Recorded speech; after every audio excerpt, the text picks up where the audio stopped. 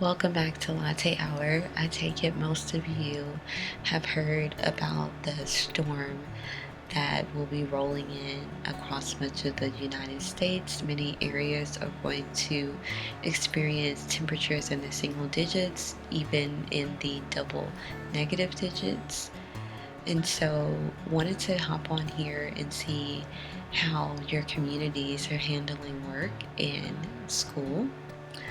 Um, it seems like every time they come out with the new updated model, the model seems to dip lower into the south, and then the temperatures um, also are dipping lower everywhere with some of the updated models. And it just seems to me like the movie The Day After Tomorrow. It's giving those vibes where the kids ended up surviving by burning books in the library. Um, and so, again, wanted to see how your communities were handling work and school. Had they shut down the city for Monday, or told the children that they'll be out of school for Monday, or are they waiting till the last minute? I think if we learned anything from the past, that in 2026 we need to start making decisions for our family and for us, because if politicians aren't going to work in jet setting, then why should we? Now, I do understand those folks that are working in critical jobs, and we want them to be there offering those critical services, but also to have compassion for those folks if they're not already at those jobs once the storm comes to those areas, then they shouldn't be trying to get to those. So I really think that the leadership in these places should do planning and make sure that whatever staffing they need, those staff are prepared to stay during the entirety of the storm. That just makes the most sense with the type of predictions that are coming out. And also, I watch a lot of mediums, and they've also kind of thrown a warning in here or there within their other readings. And so I am taking heed to their warning. Also, it seems like a lot of folks' intuitions are starting to kind of heighten as we get closer to the storm. So I have been paying attention to that as well. I know I've been preparing for well over a week now.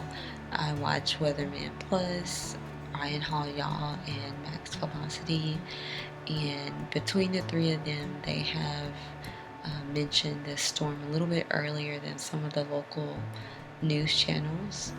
And so, um, if you watched them, you were able to prepare. But also, as the storm drew closer, there was always like those one little things. I was like, oh, I wish I had this. So, of course, I went back into the store. And so that was yesterday, which was Thursday, and then the day before yesterday, which was Wednesday.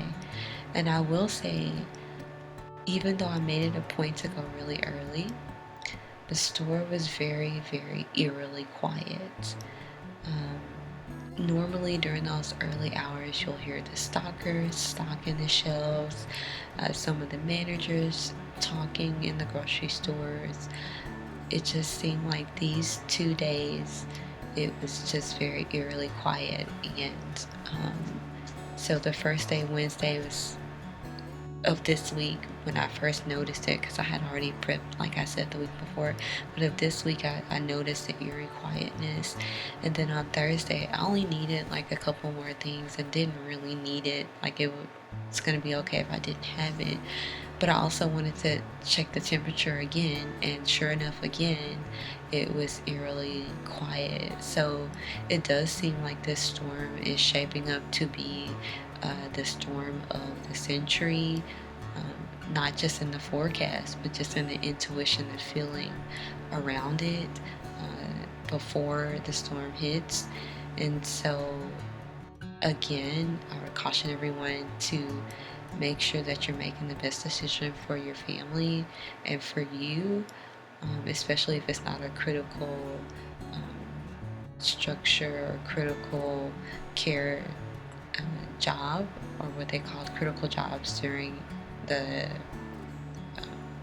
thing we went through in 2020. Um, so, yeah, that's kind of what I would like to know in the comments below is, how's your community handling it? Are they putting the people first? Is the leadership being proactive and making sure that people who need to be at work are already there and going to ride the storm out? Yeah, just let me know in the comments below. But with that being said, everyone, please stay warm, pay attention to what's going on around you, and of course, check on your neighbors and the elderly, because if this is a storm of the century, we're all going to need to lean on each other. Yeah. So, have a wonderful day, and bye now.